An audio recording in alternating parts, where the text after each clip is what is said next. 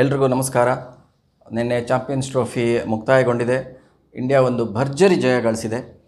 ಎಲ್ಲರದ್ದು ನಿರೀಕ್ಷೆ ಇತ್ತು ಇಂಡಿಯಾ ಗೆಲ್ಲುತ್ತೆ ಅಂತ. ಅದೇ ಥರ ಇಂಡಿಯಾ ಗೆದ್ದಿದೆ. ಒಂದು ಒಂದು ಫೇರ್ಲಿ ಕನ್ವಿನ್ಸಿಂಗ್ ವಿಕ್ಟ್ರಿ ಅಂತಲೇ ಹೇಳ್ಬೋದು.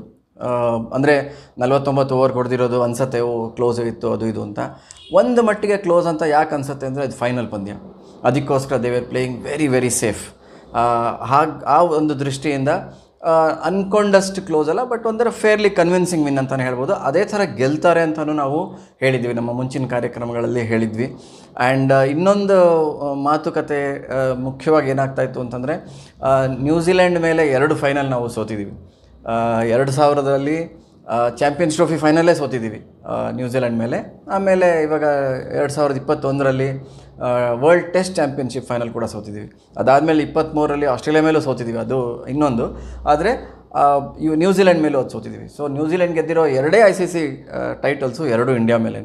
ಆದ್ದರಿಂದ ಒಂಥರ ಒಂದು ಮೇಲಿಗೆ ಇರುತ್ತೆ. ಎಷ್ಟೋ ಕಡೆ ಒಂದು ಒಳ್ಳೆ ಗ್ರೌಂಡಲ್ಲಿ ಕೆಲವು ಬ್ಯಾಟ್ಸ್ಮನ್ಗಳು ಯಾವಾಗಲೂ ಚೆನ್ನಾಗಿ ರನ್ಸ್ ಹೊಡಿತಾ ಇರ್ತಾರೆ. ಸೊ ಫಾರ್ಮಲ್ಲಿ ಇಲ್ಲದೆ ಇರುವಾಗ ಆ ಥರ ಗ್ರೌಂಡ್ಗೆ ಹೋದರೆ they will become A little confident. ನಾನು ಚೆನ್ನಾಗಿ ಮಾಡ್ಬೋದು, ನನಗೆ ಇಷ್ಟವಾದ ಗ್ರೌಂಡಿಗೆ ಬಂದೆ ಅಂತ.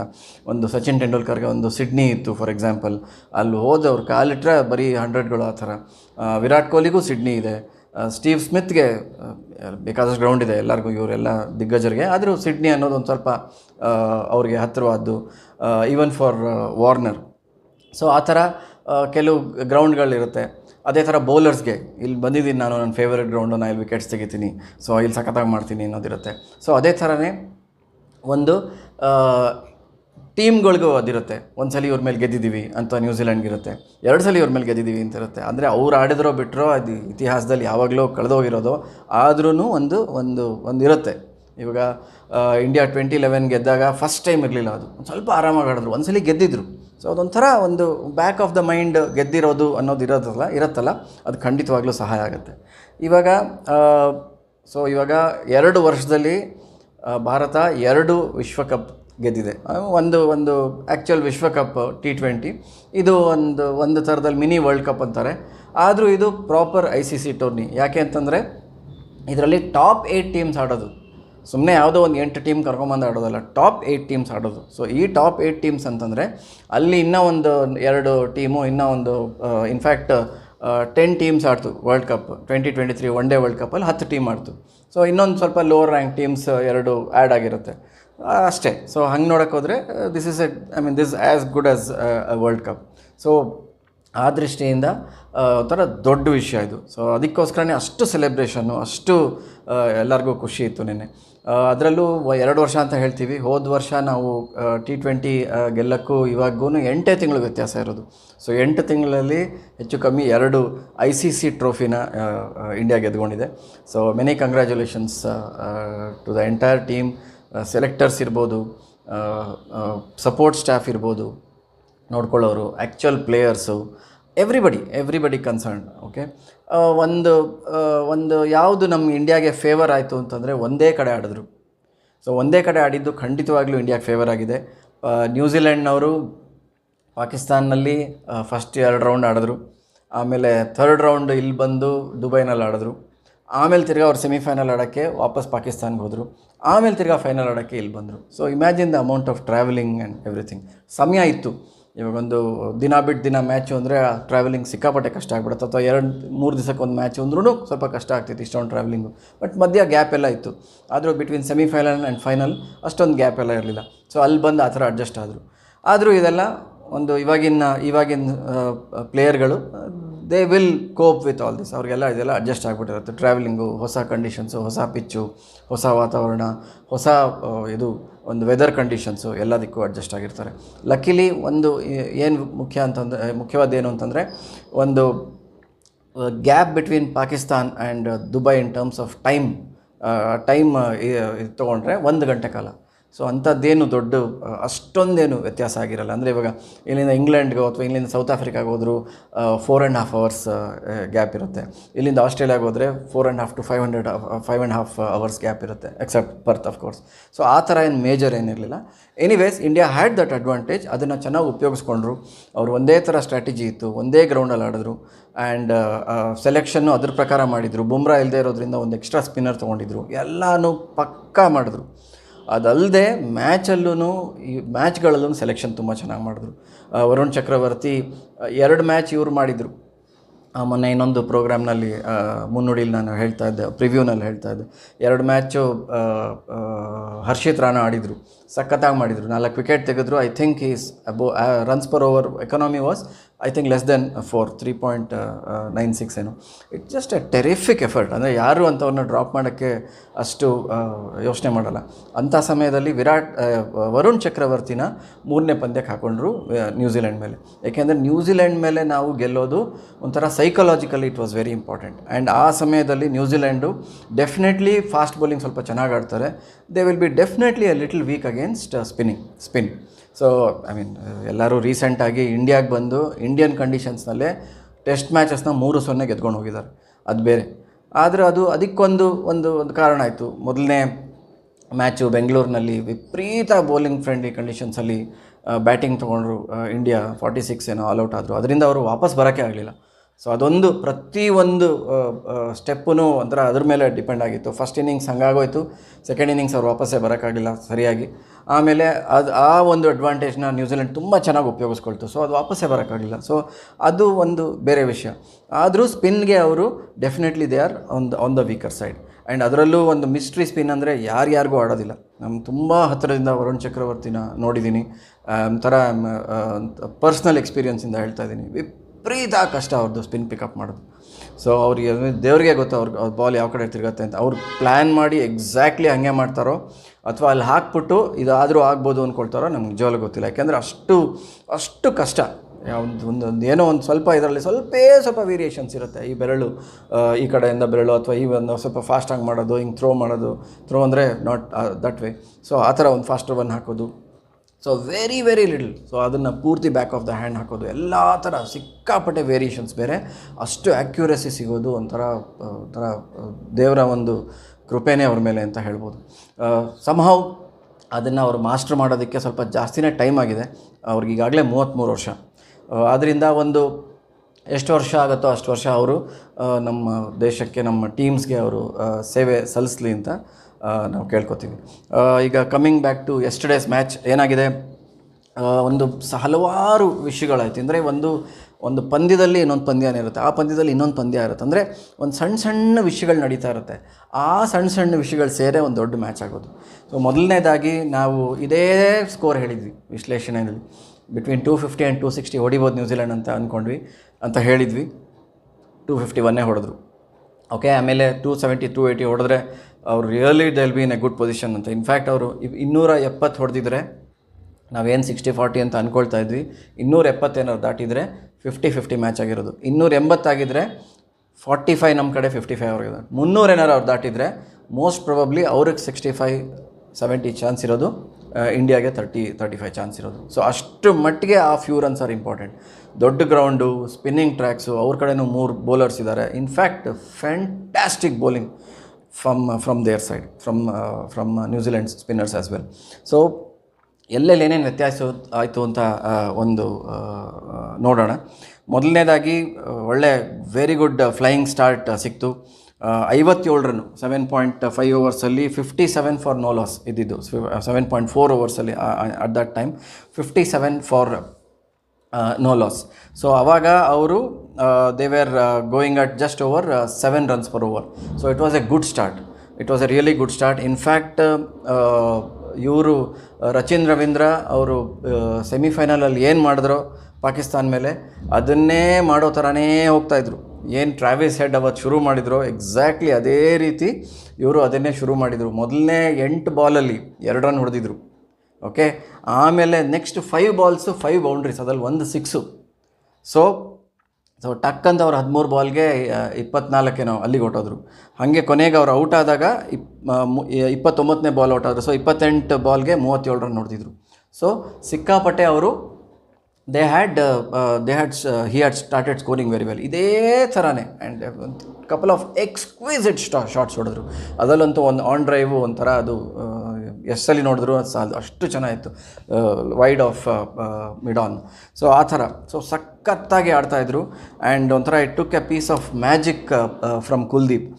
ಏನು ವರುಣ್ ಚಕ್ರವರ್ತಿ ಟ್ರಾವಿಸ್ ಹೆಡ್ನ ಔಟ್ ಮಾಡಿ ಏನು ಮಾಡಿದರು ಸೆಮಿಫೈನಲ್ನಲ್ಲಿ, ಹೆಚ್ಚು ಕಮ್ಮಿ ಅಷ್ಟೇ ಪ್ರಮಾಣದಲ್ಲಿ ಈ ಸಲ ಇವರು ಕುಲ್ದೀಪ್ ಯಾದವ್ ಮಾಡಿದ್ರು. 8th ಓವರ್ನಲ್ಲಿ ಕುಲ್ದೀಪ್ ಯಾದವ್ 5th ಬಾಲು ಅವರು ಒಂದು ಗೂಗ್ಲಿ ಹಾಕಿದ್ರು, ಅದನ್ನು ಇವ್ರು ಪಿಕಪ್ ಮಾಡೋಕ್ಕಾಗಲಿಲ್ಲ. Extremely good against spin and space. ಇವರು ಯಾರ್ಯಾರು ವರ್ಲ್ಡ್ ಕ್ಲಾಸ್ ಪ್ಲೇಯರ್ಸ್ ಆಗಿರ್ತಾರೋ they will be good against both spin and pace. So ಅದೇ ಥರನೇ Williamson is good against both. Obviously ಅವ್ರ pace tracks, but is also great against spin like even Steve Smith. ಆಮೇಲೆ for example Travis Head ಸ್ವಲ್ಪ fast bowling, ಸ್ವಲ್ಪ bouncer ಆಡೋದಿಲ್ಲ ಅಷ್ಟು. So ಅದಕ್ಕೋಸ್ಕರ he doesn't do very well against everybody. But Rachin Ravindra again he is very good against pace and extremely good against spin also. So ಆ ಒಂದು ದೃಷ್ಟಿಯಿಂದ ಅವ್ರು ಹೋಗ್ತಾಯಿದ್ರು. ಒಂದು ಪೀಸ್ ಆಫ್ ರಿಯಲ್ ಮ್ಯಾಜಿಕ್. ಏನು ಅವರು ಕುಲ್ದೀಪ್ ಯಾದವ್ ಏನು ಮಾಡಿದ್ರು in that over, in the 8th over and 11th and ಇವರು Varun Chakravarthy in the 8th over first ಯಂಗ್ನ ತೆಗೆದ್ರು. ಆಮೇಲೆ ಕುಲ್ದೀಪ್ ಯಾದವ್ ರಚಿನ್ ರವೀಂದ್ರನ 11th ಓವರಲ್ಲಿ ತೆಗೆದ್ರು. ಸೊ ಶುರು ಮಾಡಿದ ತಕ್ಷಣ ಅಂದರೆ ಮೊದಲನೇ 10 ಓವರ್ ಪವರ್ ಪ್ಲೇ ಆದ ತಕ್ಷಣ ಅಲ್ಲಿವರೆಗೂ ಕುಲ್ದೀಪ್ ಯಾದವ್ ಬಂದಿರಲಿಲ್ಲ. So Kuldeep Yadav first ball of the second power play, ಅಂದರೆ ಸೆಕೆಂಡ್ ಪವರ್ ಪ್ಲೇ ಏನಾಗುತ್ತೆ, ಮೊದಲನೇ ಪವರ್ ಪ್ಲೇನಲ್ಲಿ ಆ 30 ಯಾರ್ಡ್ ಸರ್ಕಲ್ ಆಚೆ ಬರೀ ಇಬ್ಬರೇ ಇರ್ತಾರೆ. Second power play between 11 and 40 ಏನಾಗುತ್ತೆ, 4 ಜನ ಹೊರಗಡೆ ಇರ್ತಾರೆ. ಸೊ ಆಮೇಲೆ 41 to 50 5 ಜನ ಹೊರಗಡೆ ಇರ್ತಾರೆ. ಸೊ ಆ ಸೆಕೆಂಡ್ ಪವರ್ ಪ್ಲೇ ಶುರು ಆದ ತಕ್ಷಣ ಮೊದಲು ಬರೀ ಇಬ್ಬರೇ ಇರ್ತಾಯಿದ್ರು ಹೊರಗಡೆ, ಇನ್ನಿಬ್ಬರನ್ನ ಕಳ್ಸೋಕ್ಕಾಗತ್ತೆ. ಸೊ ಆವಾಗ ಕುಲ್ದೀಪ್ ಯಾದವ್ ಬಂದರು. ಅದಕ್ಕೆ ಮುಂಚೆ ವರುಣ್ ಚಕ್ರವರ್ತಿ he had come in much before. So 8th ಓವರಲ್ಲಿ ಅವರು ವಿಕೆಟ್ ಕೂಡ ತೆಗೆದರು. ಸೊ ಆವಾಗ ಶುರುನಲ್ಲಿ ಅವರು ಫಸ್ಟ್ ವಿಕೆಟ್ ಬಿದ್ದಾಗ 7 ಮೇಲೆ ಹೋಗ್ತಾಯಿದ್ರು. ಇವರು ರಚಿನ್ ರವೀಂದ್ರ ಔಟ್ ಆಗೋ ಸಮಯಕ್ಕೆ ಅವರು 6.9ಗೆ ಬಂದರು.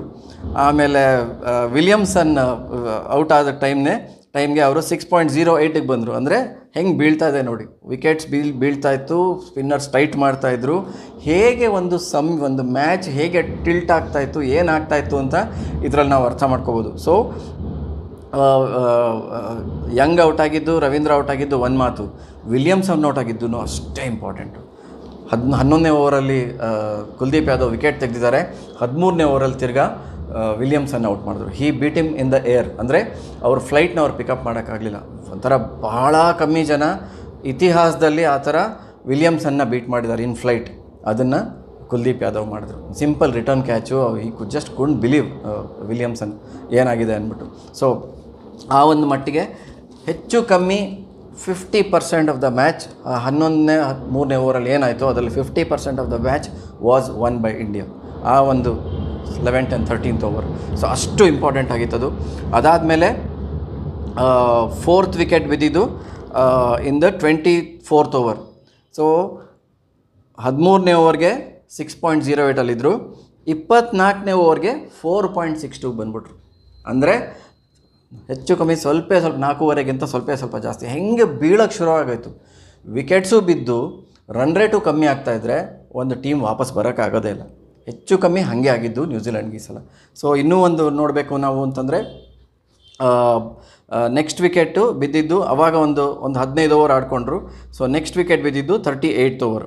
ಸೊ ಲೇಥಮ್ ಔಟ್ ಆಗಿದ್ದು 24th ಓವರ್, ಆವಾಗ 4.62 ಆಮೇಲೆ ನೆಕ್ಸ್ಟ್ ಬಿದ್ದಾಗ ಅದೇ ಹೆಚ್ಚು ಕಮ್ಮಿ 4.35 ಬಂದ್ಬಿಟ್ಟಿತ್ತು ಇದಕ್ಕೆ ಇವ್ರು ಔಟ್ ಆದಾಗ, ಫಿಲಿಪ್ಸ್ ಔಟ್ ಆದಾಗ. ಸೊ ನೋಡಿ ಹೇಗೆ ಒಂದು ವಿಕೆಟ್ಸು ಬಿದ್ದುಕೊಂಡು ರನ್ ರೇಟು ಕಮ್ಮಿ ಆಗ್ತದೆ. ವಿಕೆಟ್ ಬಿದ್ದ ತಕ್ಷಣ ರನ್ ರೇಟ್ ಕಮ್ಮಿ ಆಗೇ ಆಗುತ್ತೆ. ಹೊಸ ಬ್ಯಾಟ್ಸ್ಮನ್ ಸ್ವಲ್ಪ ಟೈಮ್ ತೊಗೋತಾರೆ. ಸೊ ರನ್ ರೇಟ್ ಕಮ್ಮಿ ಆಗಿರುವಾಗ ಹೊಡೆಯೋಕ್ಕೆ ಹೋಗಿ ವಿಕೆಟ್ಸ್ನ ಕಳ್ಕೊಂಡ್ರು. ಸೊ ಇನ್ನೂ ಕಮ್ಮಿ ಆಗೋಕ್ಕೆ ಶುರು ಆಗೋಯ್ತು. ಸೊ ಆಮೇಲೆ ಇವರು ಗ್ಲೆನ್ ಫಿಲಿಪ್ಸ್ ಔಟ್ ಆಗೋ ಟೈಮ್ನಲ್ಲಿ 4.34ಗೆ ನಾವು ಬಿದ್ದುಬಿಟ್ಟಿತ್ತು. ಆಮೇಲೆ ಸ್ಯಾಂಟ್ನರ್ ಔಟ್ ಆದಾಗ 4.87ಗೆ ಹೋಯ್ತು. ಅಂದರೆ ಸ್ವಲ್ಪ ಹೊಡೆಯೋಕ್ಕೆ ಟ್ರೈ ಮಾಡಿದ್ರು, which was like almost the 49th over. ಅವಾಗ ಸ್ವಲ್ಪ ಹೊಡೆಯೋಕ್ಕೆ ಶುರು ಮಾಡಿದ್ರು ಆ್ಯಂಡ್ ಫೈನಲಿ 5.02 ನಿಂತ್ಕೊಂಡ್ರು. ಸೊ ಎಷ್ಟು ಮಟ್ಟಿಗೆ ಈಗ ಮಿಡ್ಲ್ ಓವರ್ಸ್ ಇದೆಯಲ್ಲ, ಮಿಡ್ಲ್ ಓವರ್ಸ್ ಅಂದರೆ ಒಂದು 11ನೇ 40ನೇ ಓವರು ಒಂಥರ ಒಂದು ಬಹಳ ಮುಖ್ಯ ಆಗುತ್ತೆ ಒಂದು ಒನ್ ಡೇ ಮ್ಯಾಚ್ಗೆ. ಏಕೆಂದರೆ ಎಷ್ಟೋ ಜನ ಏನು ಮಾಡ್ತಾರೆ, ಶುರುನಲ್ಲಿ ಏನೋ ಒಂದು ಮಾಡ್ತಾರೆ, ಕೊನೆಯಲ್ಲಿ ಹೊಡೆತಾರೆ. They will be clueless. ಮಧ್ಯದಲ್ಲಿ ಏನಾಗ್ತದೆ ಅಂತಲೇ ಗೊತ್ತಿಲ್ಲ, ಒಂದೊಂದು ಸ್ವಲ್ಪ ಸರಿಯಾಗಿ ಹೊಡೆಯೋದಿಲ್ಲ ಅಥವಾ ವಿಕೆಟ್ಸ್ ಕಳ್ಕೊಂಡ್ಬಿಡ್ತಾರೆ, ಒಂಥರ ಸರಿಯಾಗಿ ಪ್ಲ್ಯಾನೇ ಮಾಡೋದಿಲ್ಲ. Most of the one day matches are lost in those middle overs. ನಾವು ಕೊನೆಯಲ್ಲಿ ಹೊಡೆದ್ವಲ್ಲ ಅಂತ ಯೋಚನೆ ಮಾಡ್ತಾ ಇರ್ತಾರೆ. ಮಿಡ್ಲ್ ಓವರ್ಸಲ್ಲಿ ಏನು ಮಾಡಿದ್ರು ಅನ್ನೋದು ತುಂಬ ಅತಿ ಮುಖ್ಯ ಆಗುತ್ತೆ. ಸೊ ಆ ಮಿಡ್ಲ್ ಓವರ್ಸಲ್ಲಿ ಇಂಡಿಯಾದವರು ತುಂಬ ಚೆನ್ನಾಗಿ ಮಾಡಿದ್ರು. ಯಾಕೆ ಅಂತಂದರೆ ಇವರೆಲ್ಲರದೂ ಕಾಂಟ್ರಿಬ್ಯೂಷನ್ ಇತ್ತು. ಲೈಕ್ ಶಾಮಿ ಆ್ಯಂಡ್ ಇವರು ಹಾರ್ದಿಕ್ ಪಾಂಡ್ಯ ಡೆಫಿನೆಟ್ಲಿ, ರಚಿನ್ ರವೀಂದ್ರ ಹೇಳಿದೆ, ಟೀಮ್ ಯಂಗ್ ಕೂಡ ದೇ ವೆಂಟ್ ಆಫ್ಟರ್ ದೆಮ್. ಇದೇ ಟೈಮ್ ನಮಗೆ ರನ್ಸ್ ಬೇಕು ಅಂತ they went after them. Rare case Shami went for 8.22 runs per over, ಮಾಡಿದ್ದು 9 ಓವರು. ಹಾರ್ದಿಕ್ ಪಾಂಡ್ಯ ಅಂತೂ 3 ಓವರಲ್ಲಿ 30 ರನ್ ಕೊಟ್ಟರು. ಸೊ ಆ್ಯಂಡ್ ಶಾಮಿನೂ ವಿಕೆಟ್ ತೆಗೆದಿದ್ದು ಮಿಚ್ಚಲ್ದು ಯಾವಾಗ 46ನೇ ಓವರಲ್ಲಿ. ಸೊ ಅವಾಗ ಅಷ್ಟರಲ್ಲಿ ಹೆಚ್ಚು ಕಮ್ಮಿ ಶುರುನಲ್ಲೂ ಸ್ವಲ್ಪ ರನ್ಸ್ ಕೊಟ್ಟರು, ಕೊನೆಯಲ್ಲೂ ಸ್ವಲ್ಪ ರನ್ಸ್ ಕೊಟ್ಟರು. ಎಲ್ಲಿ ಮ್ಯಾಜಿಕ್ ಮಾಡಿದ್ದು ಇಂಡಿಯಾದು ಅಂತಂದರೆ, ವರುಣ್ ಚಕ್ರವರ್ತಿ 10 ಓವರ್ಗೆ 45 ರನ್ನು, 2 ವಿಕೆಟ್. ಅಂದರೆ ಅವರು 4.5 ಕೊಟ್ಟಿರೋದು. ಕುಲ್ದೀಪ್ ಯಾದವ್ 11ನೇ 13ನೇ ಓವರ್ ನಾನು ಹೇಳಿದೆ, 2 ವಿಕೆಟು, ಬರೀ 4 runs per over. Can you believe it? 10 over ಬರೀ 40 ರನ್ನು. ಅಕ್ಷರ್ ಪಟೇಲ್ 8 ಓವರು ಬರೀ 29 ರನ್ನು, 3.62. ಓಕೆ, ಅನ್ಇಮ್ಯಾಜಿನಬಲ್ ಇದು 3.62. ಏನಿದಲ್ಲಿ ನಾವು ತಿಳ್ಕೊಬೋದು ಅಂತಂದರೆ, ಯಾತಕ್ಕೆ ಇವ್ರಿಗೆ ಜಾಸ್ತಿ ಕೊಡಲಿಲ್ಲ, ಯಾಕೆ 10 ಓವರ್ ಕೊಡಲಿಲ್ಲ ಅಂದರೆ, ಪ್ರಾಬಬ್ಲಿ ಬಿಕಾಸ್ ಯಾರು ವಿಕೆಟ್ ತೊಗೊಳ್ತಾ ಇದ್ದಾರೋ ಅವ್ರಿಗೆ ಕೊಡೋಕ್ಕೆ ಟ್ರೈ ಮಾಡ್ತಾರೆ. ಯಾಕೆಂದರೆ wickets are all important in those middle phases. So ಯಾರು ವಿಕೆಟ್ ತೊಗೊಳ್ತಾರೋ ಅವ್ರಿಗೆ ಕೊಡೋಕ್ಕೆ ಶುರು ಮಾಡಿದರು. ಅದಕ್ಕೆ ಅವ್ರು ಬರೀ 8 ಓವರ್ ಮಾಡಿದರು. ಆಮೇಲೆ ಜಡೇಜಾ ಎಕ್ಸೆಪ್ಷನಲ್ ಫೈನಲ್ನಲ್ಲಿ, ಓಕೆ, 2013 ಫೈನಲ್ನಲ್ಲಿ ಅವರು ಪಂದ್ಯ ಪುರುಷೋತ್ತಮ ಅವಾರ್ಡ್ ಅಂದರೆ ಮ್ಯಾನ್ ಆಫ್ ದಿ ಮ್ಯಾಚ್ ತೊಗೊಂಡಿದ್ರು. ಈಗ 10 overs no bad, 30 runs and 1 wicket. ಬರೀ 3 runs per over and 1 magic delivery to LBW ತೆಗೆದಿದ್ರು ಅವರು. So and that's how it was. So all in all ಒಂದು 251 was extremely ಗೆಟಬಲ್. ಆದರೂ ಏನಾಗುತ್ತೆ, ಅವ್ರಿಗೂ ಒಳ್ಳೆ spinners ಇದ್ದಾರೆ, ಅವ್ರಿಗೂ ಒಳ್ಳೆ ಒಂದು ಸ್ಯಾಂಟ್ನರ್ ಆಗಲಿ, ಬ್ರೇಸ್ವೆಲ್ ಆಗಲಿ, they are very very good. In fact they are done very well. In fact ಬ್ರೇಸ್ವೆಲ್ದು ಇನ್ನೊಂದು ಅಡ್ವಾಂಟೇಜ್ ಏನಂತಂದರೆ, ಅವ್ರು ಕೊನೆಯಲ್ಲಿ ಚೆನ್ನಾಗಿ ಹೊಡೆದ್ರು. ವೆರಿ ವೆರಿ ಪವರ್ಫುಲ್ ಹಿಟ್ಟರ್ಸ್ ಅವರೆಲ್ಲ, ವೆರಿ ವೆಲ್ ಬಿಲ್ಡ್. ಫಿಲಿಪ್ಸ್ ಆಗಲಿ, ಬ್ರೇಸ್ವೆಲ್ ಆಗಲಿ, even Santner, they very powerful hitters. So Bracewell 53 of 40. ಈ 251 ಯಾಕೆ ರೀಚ್ ಆಯಿತು ಅಂತಂದರೆ, only because of Bracewell's hitting towards the end. ಬೇರೆ ಯಾರಿಗೂ ಹೊಡೆಯೋಕ್ಕೆ ಆಗಿರಲಿಲ್ಲ, ಕೊನೆಯಲ್ಲಿ ಬ್ರೇಸ್ವೆಲ್ ಹೊಡೆದ್ರು. ಸೊ ಇಂಡಿಯಾ ಹಿಂಗೆ ಚೇಸ್ ಮಾಡುವಾಗ it was all important for the openers to give a good start. ಇವಾಗ ನಾನು ಹೇಳಿದ್ದೆ, ನಾವು ಏನೇ ಆದ್ರೂ ಅವ್ರು ಹೆಂಗೆ 70, 80, 7 ರನ್ ಹೋಗ್ತಾಯಿದ್ರು, ಆಮೇಲೆ 6.9ಕ್ಕೆ ಬಂತು. ಅವ್ರು ಹೆಂಗೆ ಬಿದ್ದರು, ಇಂಡಿಯಾದಿಗೂ ಬೀಳೋ ಚಾನ್ಸಸ್ ಇತ್ತು. ಯಾಕೆಂದರೆ ಅವ್ರದ್ದು ಸ್ಪಿನ್ನರ್ಸ್ ತುಂಬ ಚೆನ್ನಾಗಿದ್ದಾರೆ. ಅವರು 30 ಓವರ್ ಸ್ಪಿನ್ ಅಟ್ಯಾಕ್ ಇತ್ತು. ಸೊ ಆದ್ದರಿಂದ ಶುರುನಲ್ಲಿ ಇನಿಷಿಯಲಿ ಇನ್ನಿಂಗ್ಸ್ ಆಡೋದು ತುಂಬ ಮುಖ್ಯ ಆಯಿತು. That is exactly what Rohit Sharma did. ಅವ್ರಿಗೆ ಅದು ಎಷ್ಟು ಪ್ರಶಂಸೆ ನಾವು ಕೊಟ್ಟರು ಸಾಲದು. ವಿಪರೀತ ಚೆನ್ನಾಗಿ, ಸ್ವಲ್ಪ ಕ್ಯಾಲ್ಕುಲೇಟೆಡ್ ಆಗಿತ್ತು. ಸುಮ್ಮನೆ ಬಂದಿದ್ದೆಲ್ಲ ಬೀಸೋ ಥರ ಇರಲಿಲ್ಲ, ಥರ ಡಿಲೆಕ್ಟಬಲ್ ಆಗಿತ್ತು. ಒಂದು ಎಕ್ಸ್ಟ್ರಾ ಕವರ್ ಡ್ರೈವ್ ಹೊಡೆದಿದ್ದು, ಒಂದು ಸುಮ್ಮನೆ ಸ್ವಲ್ಪ ಟು ದ ಸೈಡಿಗೆ ಬಂದ್ಬಿಟ್ಟು ಅವ್ರು ಎಕ್ಸಾಕ್ಟ್ಲಿ ಎಲ್ಲಿ ಮಾಡ್ತಾರೆ ಅಂತ ಗೊತ್ತಿತ್ತು. ಒಂದು ಇನ್ಸ್ವಿಂಗರು ಕರೆಕ್ಟಾಗಿ ಆಫೀಸ್ ಪ್ಯಾಡ್ಸ್ ಹೊಡೆದ್ರು ಸಿಕ್ಸರ್ಗೆ ಥರ. It was just an amazing innings. So ಅಲ್ಲಿ ಒಂದು ಪೀಸ್ ಆಫ್ ಮ್ಯಾಜಿಕ್, ಯಾವಾಗಲೂ ಕ್ಯಾಚಸ್ ವಿನ್ ಮ್ಯಾಚಸ್ ಅಂತಾರೆ, ಇನ್ ದಿಸ್ ಕೇಸ್ ಆಗಲಿಲ್ಲ. ಆದ್ರೂ ಒಂದು piece of magic turned the game. Again Phillips ಅವ್ರಿಗೆ ಅದು ಎಲ್ಲಿಂದ ಹೆಂಗೆ ಅದೇನು ಒಂದಿರ ಕಪ್ಪೆ ಹೆಂಗೆ ನೊಣ ಹಿಡಿಯೋತ್ತಲ್ಲ ಆ ಥರ ಎಲ್ಲಿ ಬಾಲ್ ಹೋಗ್ತಾಯಿದ್ರು ಲವಕ್ ಅಂತ ಹಿಡಿದ್ಬಿಡ್ತಾರೆ ಅವರು. ಒಂಥರ ಬೇರೆ ಯಾರಾಗಿದ್ರು ಅದು ಬೌಂಡ್ರಿ ಆಗಿರೋದು. ಅಂಥ ಒಂದು ಪರಿಸ್ಥಿತಿನಲ್ಲಿ fiercely hit shot, Shubman Gill ಶಾಟ್ಗಳು ಒಂಥರ ಕೇಳೋಕ್ಕೆ ಬೇರೆ ಥರ ಇರುತ್ತೆ. ಓಕೆ, ಸೊ ಅವ್ರದ್ದು ಶಾಟ್ನ ಹಿಂಗೆ ಹೊಡೆದಿದ್ದನ್ನು ಒಳ್ಳೆ ಕರೆಕ್ಟಾಗಿ ಪಂಚದು, ಅದನ್ನು ಅವರು ಥರ out of thin air mid ಏರಲ್ಲಿ ಹಿಡಿದ್ಬಿಟ್ರು. ಸೊ ಆವಾಗ ನಮ್ಮದು ಫಸ್ಟ್ ವಿಕೆಟ್ ಬಿತ್ತು. ಸೊ ಆವಾಗ Shubman Gill had scored 31 of 50. So ಮುಖ್ಯವಾಗಿ ಏನು ಹೇಳಬೇಕು ಅಂತಂದರೆ, ಅಟ್ಲೀಸ್ಟ್ ಇವರು ರೋಹಿತ್ ಶರ್ಮಾ ಸಿಕ್ಕಾಪಟ್ಟೆ ಹೊಡಿತಾ ಇದ್ದಾಗ ಶುಭ್ಮನ್ ಗಿಲ್ಲು ಸುಮ್ಮನೆ ಕೂತ್ಕೊಳ್ಳಿಲ್ಲ. ಅವರೂ ಒಂದು ರೀಸನಬಲಾಗಿ ಹೊಡಿತಾಯಿದ್ರು. ಇನ್ಫ್ಯಾಕ್ಟ್ ಒಂದು ಸೂಪರ್ ಸಿಕ್ಸರ್ ಹೊಡೆದ್ರು. That was the only boundary ಅವ್ರು ಹೊಡೆದಿದ್ದು, ಒಂದೇ ಒಂದು ಸಿಕ್ಸು. ಸೊ ಅದಾದಮೇಲೆ ಅಗೇನ್ ಒಂಥರ ಎಲ್ಲಿಂದನೋ ಒಂಥರ ಹೆಂಗೆ ಏನಾಯಿತು ಅಂತ ಒಂದೊಂದ್ಸಲಿ ಹೇಳೋಕ್ಕೆ ಆಗಲ್ಲ. ಇವರು ವಿರಾಟ್ ಕೊಹ್ಲಿ LBW ಆಗಿಬಿಟ್ರು. ಅಂದರೆ ಈಗ ಏನಾಗುತ್ತೆ ಒಂದೊಂದ್ಸಲಿ ಅಂತಂದರೆ ಸ್ವಲ್ಪ ಸೆಟ್ಲ್ ಆಗೋಕ್ಕೆ ಮುಂಚೆ ಒಂದು ಮ್ಯಾಜಿಕ್ ಡೆಲಿವರೀಸ್ ಬಂದ್ಬಿಡುತ್ತೆ ಕೆಲವ್ರಿಗೆ. So this was one such delivery. ಅವ್ರಿಗೊಂಥರ ಇನ್ನೂ ಅವ್ರಿಗೆ ಗೊತ್ತೇ ಆಗಿರಲಿಲ್ಲ, ಲಿಟಲ್ ಫಾಸ್ಟರ್ ಡೆಲಿವರಿ, ಸೀದಾ ಅದು it hit him on the pads. So ಸ್ವಲ್ಪ ಹೈಟ್ ಇರ್ಬೋದಾ, ಬಂದಿದ್ದು ಫೋರ್ಸ್ಗೆ ಹೈಟ್ ಇರ್ಬೋದಾ ಅಂತ ಅಂದ್ಕೊಂಡ್ರು. ಆದರೂ ಒಂದು ಮುಂಚಿನ ಕಾಲದಲ್ಲಿ ಸ್ವಲ್ಪ ಹಿಂಗಂದರೆ ಹೈಟು, ಸ್ವಲ್ಪ ಮುಂದೆ ಬಂದರೆ ನಾಟ್ ಔಟ್ ಅನ್ನೋರು. ಈಗ DRS ಬಂದಮೇಲೆ ಪೂರ್ತಿ ಎಲ್ಲರದು ಇದು ವಿಷಯನೇ ಬೇರೆ ಆಗೋಗಿದೆ. ಹೆಚ್ಚು ಕಮ್ಮಿ ಸುಮಾರು ಬಾಲ್, ಯಾಕೆಂದರೆ ಅದು ಇಟ್ ವಿಲ್ ಲೂಸ್ ಹೈಟ್. ಹಿಂಗೆ ಬಿದ್ದ ತಕ್ಷಣ ಹಿಂಗೆ ಹೋಗಿ ಫುಲ್ ಹಿಂಗೆ ಹೋಗಲ್ಲ, ಸ್ವಲ್ಪ it will lose height because ಅದು ತೂಕನೂ ಇರೋದು, ಬಾಲ್ದು ಸ್ಪೀಡು ಸ್ವಲ್ಪ ಕಮ್ಮಿ ಆಗ್ತಾನೆ ಇರುತ್ತೆ. ಬಿದ್ದ ತಕ್ಷಣ 140 ಮಾಡಿದ್ರೆ ಪಿಚ್ ಬಿದ್ದು ಹೋದ ತಕ್ಷಣ ಎಷ್ಟಲ್ಲಿರುತ್ತೆ, 120 110 ಆಗೋಗಿರುತ್ತೆ. ಸೊ ಅದು ಸ್ವಲ್ಪ it will lose pace also, it will lose height also ಸ್ವಲ್ಪ. ಅದಕ್ಕೆ ನೀವು ಎಷ್ಟೋ ಸಲ ಬಾಲ್ನ ಹಿಂಗೆ ಸೈಡಿಂದ ನೀವು ನೋಡಿದ್ರೆ ಇದೇ ವಿಕೆಟು ಅಂತಂದರೆ ಬಾಲಿಂಗ್ ನೋಡಿದ್ರೆ ಹಿಂಗೆ ಹೋಗ್ತಾ ಇರೋದು, ಹಿಂಗೆ ಬಂದು ಹಿಂಗೆ ಬೀಳೋದು ನಾವು ನೋಡ್ತೀವಿ. ಸೊ ಆ point of view it was clearly out. ಒಂದು ರಿವ್ಯೂ ಹೋಯಿತು, ಬಟ್ ವಿರಾಟ್ ಕೊಹ್ಲಿ ತೊಗೊಂಡಿದ್ದು ಸರಿಗಿತ್ತು. ಬಿಕಾಸ್ ಅಕಸ್ಮಾತ್ ಅವಾಗ ಏನಾದರೂ ನಮಗೇನಾದ್ರು ರಿವ್ಯೂ ಸಿಕ್ಕಿದ್ದಿದ್ರೆ ಅಟ್ಲೀಸ್ಟ್ ಅದು ನಾಟ್ ಔಟ್ ಅಂತ ಆಗಿದ್ದಿದ್ರೆ it was a big wicket, it's a huge wicket. Virat Kohli who was in top form. ಆದರೂ ಅದು ತೊಂದರೆ ಆಗೋಕ್ಕೆ ಬಿಡಲಿಲ್ಲ. ಸ್ವಲ್ಪ ಡಿಫೆನ್ಸ್ ಆಡಿದ್ರು, ಸ್ವಲ್ಪ ಡಿಫೆನ್ಸ್ ಆಡ್ಕೊಂಡು ಆಡಿದ್ರು. ಆ ಟೈಮ್ಗೆ ಸ್ವಲ್ಪ ನಮ್ಮದು ಇಂಡಿಯಾದು ರನ್ ರೇಟ್ ಬೀಳಕ್ಕೆ ಶುರು ಆಗೋಯ್ತು. ಮೋಸ್ಟ್ ಇಂಪಾರ್ಟೆಂಟ್ ಅಂದರೆ ಒಂದು ಶುರುನಲ್ಲಿ ಅವರು ಫಸ್ಟ್ ವಿಕೆಟ್ ಬಿದ್ದಾಗ 105 5.7 ಹೋಗ್ತಾಯಿದ್ರು, ವಿಚ್ ವಾಸ್ ರೀಸನಬಲ್. ಯಾಕೆಂದರೆ ಒಳ್ಳೆ ಬ್ಯಾಟಿಂಗ್ ಲೈನಪ್ ಇದೆ, ನೀಟಾಗಿ ದೊಡ್ಡ ಗ್ರೌಂಡು, 2 ರನ್ ಹೊಡಿಬೋದು. They had planned it out very well. ಆಮೇಲೆ ಸೆಕೆಂಡ್ ವಿಕೆಟ್ ತಕ್ಷಣ ಬಿದ್ದೋಯ್ತು. ಆಮೇಲೆ ನೆಕ್ಸ್ಟ್ ವಿಕೆಟ್ ಬೀಳೋ ಅಷ್ಟೊತ್ತಿಗೆ ಅವ್ರ ಪ್ರೋಗ್ರೆಸ್ ಎಷ್ಟಿತ್ತು ಅಂದರೆ ಬರೀ they had scored at 2.28 runs per over. Second ವಿಕೆಟ್ಗೂ ಥರ್ಡ್ ವಿಕೆಟ್ಗೂ ರೋಹಿತ್ ಶರ್ಮಾ ಔಟ್ ಆದಾಗ. ರೋಹಿತ್ ಶರ್ಮಾ ಔಟ್ ಆಗಿದ್ದು ಯಾಕೆ, ಹೆಂಗೋ ಒಂದು ಸ್ವಲ್ಪ ರನ್ಸ್ ಬರಲಿ, ಇಷ್ಟೊಂದು ನಮ್ಗೆ ಕಟ್ಟಾಕ್ಬಿಟ್ಟಿದ್ದಾರಲ್ಲ ಅಂತ ಅಂದ್ಕೊಂಡ್ರು. ಅದೇ ಟೈಮ್ಗೆ ಅಂದರೆ 19th ಓವರಲ್ಲಿ 20th ಓವರಲ್ಲಿ ವಿರಾಟ್ ಕೊಹ್ಲಿ ಔಟ್ ಆಗೋಕ್ಕೂ 7 ಓವರ್ ಆದಮೇಲೆ 7 ಓವರ್ಸ್ ಆದಮೇಲೆ ರೋಹಿತ್ ಶರ್ಮಾ ಔಟ್ ಆಗಿದ್ದು. ಆ 7 ಓವರ್ಸಲ್ಲಿ ಬರೀ 16 ರನ್ ಆ್ಯಡ್ ಮಾಡಿದರು. ಸೊ ಅದಕ್ಕೋಸ್ಕರ ಹೆಂಗಾದರೂ ಬಾಡಿ ಸ್ವಲ್ಪ ಬ್ರೇಕಿಂಗ್ ದ ಶಾಕಲ್ಸ್ ಅಂತಾರೆ ಇಂಗ್ಲೀಷ್ನಲ್ಲಿ, ಹೋಗಿ ಹೊಡೆಯೋಣ ಅಂತ ಅಂದ್ಕೊಂಡ್ರು. ಅದು ಪ್ರಾಬಬ್ಲಿ ಬಾಡಿ ಲ್ಯಾಂಗ್ವೇಜಲ್ಲಿ ಸ್ವಲ್ಪ ಅವರು ಚೆಕ್ ಮಾಡ್ತಾ ಇರ್ತಾರೆ. ನೀವು ಕೀಪರ್ಸ್ನ ನೋಡಿದ್ದೀರಾ, ಬ್ಯಾಟ್ಸ್ಮನ್ನ ನೋಡ್ತಾ ಇರ್ತಾರೆ, ಅವ್ರ ಕಣ್ಣನ್ನು ನೋಡ್ತಾ ಇರ್ತಾರೆ, ಹೆಂಗೆ ಫೀಲ್ ಮಾಡ್ತಾರೆ ಅಂತ. ಸ್ವಲ್ಪ ಅವರು ಯಾವ ಮೂಡಲ್ಲಿದ್ದಾರೆ ಅಂದ್ಬಿಟ್ಟು ಅದನ್ನು ಸ್ವಲ್ಪ ಅವರು ಇನ್ಸ್ಟ್ರಕ್ಷನ್ಸ್ ಕೊಡ್ತಾರೆ ಬೌಲರ್ಸ್ಗೆ, ಹಿಂಗೆ ಮಾಡು, ಹಂಗೆ ಮಾಡು, ಹಿಂಗೆ ಮೇಲಿಂದ ಎತ್ತಾಕು, ಫಾಸ್ಟರ್ ಮಾಡು, ಈ ಸೈಡಲ್ಲಿ ಮಾಡು, ಅದು ಇದು ಅಂತ. ಸೊ ಅದೆಲ್ಲ ಹೇಳ್ತಾ ಇರ್ತಾರೆ. ಸೊ ಯಾವುದು ಏನು ಅಂತ ಗೊತ್ತಿಲ್ಲ, ಕರೆಕ್ಟಾಗಿ ಆ ಬಾಲು ಸ್ವಲ್ಪ ವೈಡು, ಸ್ವಲ್ಪ ಫಾಸ್ಟರು, ಸ್ವಲ್ಪ ಸ್ಪಿನ್ ಆಗಿದ್ದನ್ನು ಇವರು ರಚಿನ್ ರವೀಂದ್ರ ಮಾಡಿದ್ರು. One of the really good deliveries.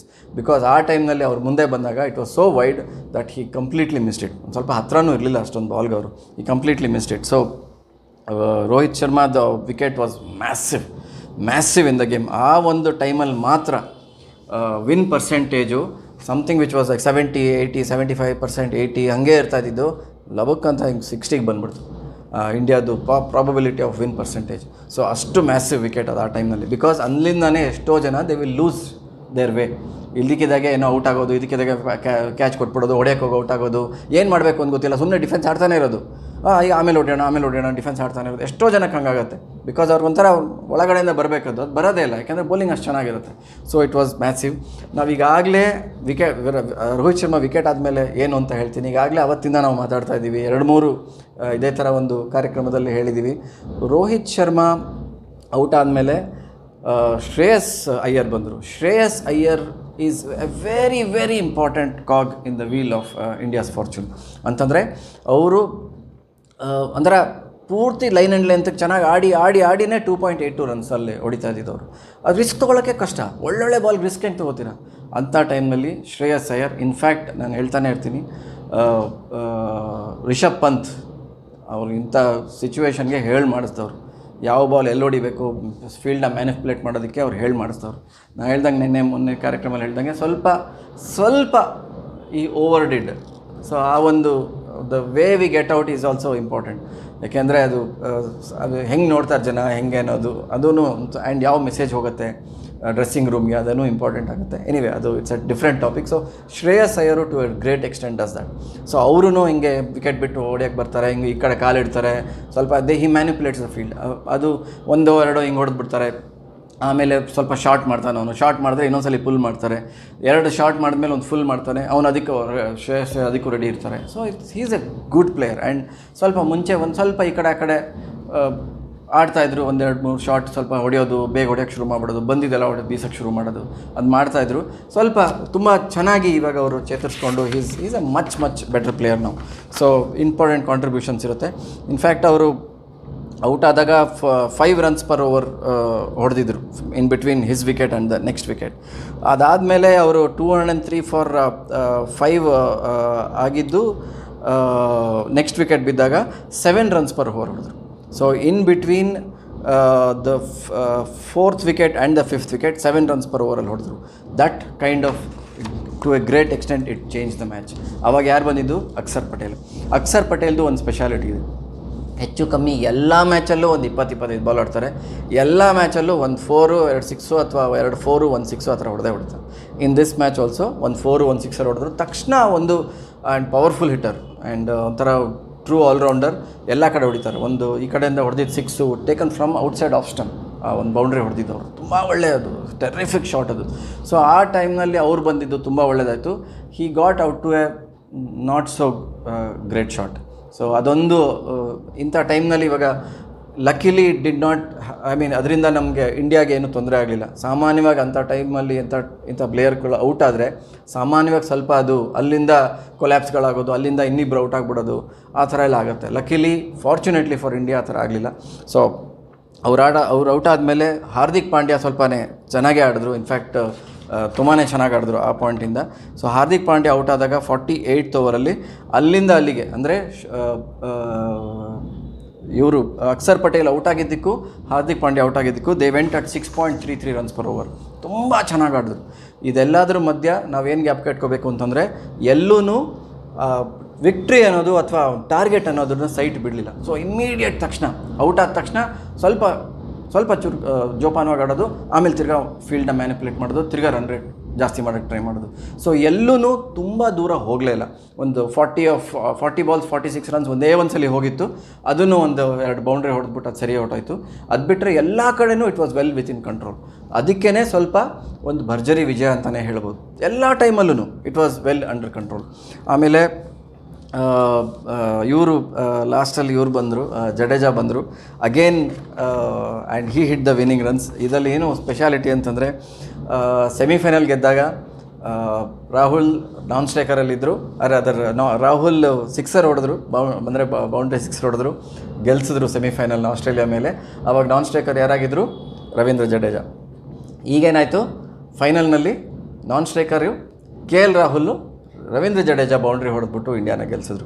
So ಅದೊಂಥರ ಅವ್ರಿಗೆ ಒಂದು ಮಾತಾಡೋಕ್ಕಾಗಲಿ, ಒಂದು ನಾವಿಬ್ಬರು ಇದ್ವಿ 2 ಮ್ಯಾಚಲ್ಲಿ ಅಂತ ಒಂದು ಮಾತುಕತೆಗೆ ಒಂಥರ ಚೆನ್ನಾಗಿರುತ್ತದು. So all in all it was a terrific performance. And ಆ ಟೈಮ್ನಲ್ಲಿ ಜಡೇಜಾ 1 run ತೊಗೊಳಕ್ಕೆ ಟ್ರೈ ಮಾಡಲಿಲ್ಲ 49th ಓವರ್. ನೋಡಿ ಎಷ್ಟು ಮುಖ್ಯ ಆಗುತ್ತೆ ಪ್ರತಿಯೊಂದು ಅಂತ. ಕೊನೆಯ ಓವರ್ಗೆ ಆದಷ್ಟು ಬಿಡಬಾರ್ದು. ಕೊನೆಯ ಓವರ್ಗೆ 2 run ಬಿರೋದು ತಪ್ಪು. ಮೇ ಬಿ ಅಂದರೆ ಎಷ್ಟಾಗತ್ತೋ ಅಷ್ಟು ಟ್ರೈ ಮಾಡಬೇಕು. 40 ಓವರ್ಗೆ ಮ್ಯಾಚ್ ಮುಗ್ಸೋಕ್ಕೆ ಎಲ್ಲರಿಗೂ ಆಸೆ, ಯಾರೂ ಇಟ್ಕೊಳ್ಳಲ್ಲ ಕೊನೆ ಓವರ್ವರೆಗೂ. ಆದ್ರೂ ಆ ಒಂದು ಅನಾಲಿಸಿಸ್ನಲ್ಲೂ ಹೇಳಬೇಕು ಅಂತಂದರೆ, ಕೊನೆಯಲ್ಲಿ ಎಷ್ಟಾಗತ್ತೋ ಅಷ್ಟು ಲಾಸ್ಟ್ ಓವರ್ಗೆಲ್ಲ ಬಿಡಬಾರ್ದು. ಇದು ಫೈನಲ್, ಇದು ಏನು ಬೇಕಾರಾಗ್ಬೋದು. 2 ವಿಕೆಟ್ ಬಿದ್ದೋಗ್ಬಿಡ್ಬೋದು, 2 ಬಾಲ್ಗೆ 3 ವಿಕೆಟ್ ಬಿದ್ದೋಗ್ಬಿಡ್ಬೋದು, ಏನು ಬೇಕಾರಾಗ್ಬೋದು. ಸೊ ಅದಕ್ಕೋಸ್ಕರ ಅದೇ ball he went for a boundary. By chance ಏನಾದರೂ ರವೀಂದ್ರ ಜಡೇಜಾ ಔಟ್ ಆಗಿದ್ರೂ ಪರವಾಗಿಲ್ಲ. ಏಕೆ ಅಂತಂದರೆ ಈ ಕಡೆ ರಾಹುಲ್ ಇದ್ದರು, 2 ರನ್ ಬೇಕಾಗಿತ್ತು, ಇನ್ನೂ 3 ವಿಕೆಟ್ ಇರೋದು. ಈಗ 4 ವಿಕೆಟ್ಸಲ್ಲಿ ಗೆದ್ವಿ, 7th ವಿಕೆಟ್ ಬಿದ್ದಿದ್ರು ರಾಹುಲ್ಗೆ 2 ರನ್ ಬೇಕಾಗಿರೋದು. ಸೊ ಇನ್ನು 1 run ಹೊಡೆದ್ರೂ ಕಡೆ ಪಕ್ಷ ಟೈ, ಇನ್ನೊಂದು ರನ್ನು ಹಿಂಗೇದಾದ್ರು ಎಲ್ಲಿಂದಾದರೂ ಬಂದಿರೋದು. ಸೊ ಒಂದು ಎಲ್ಲ ಥಿಂಕಿಂಗೂ ಇಂಪಾರ್ಟೆಂಟ್. ಸುಮ್ಮನೆ ಹೋಗಿ ಬೀಸೋದು ಅಥವಾ ಸಿಕ್ಸರ್ ಹೊಡೆಯೋದು, ನಾವೆಲ್ಲ ಕ್ಲಾಪ್ ಹೊಡಿತೀವಿ.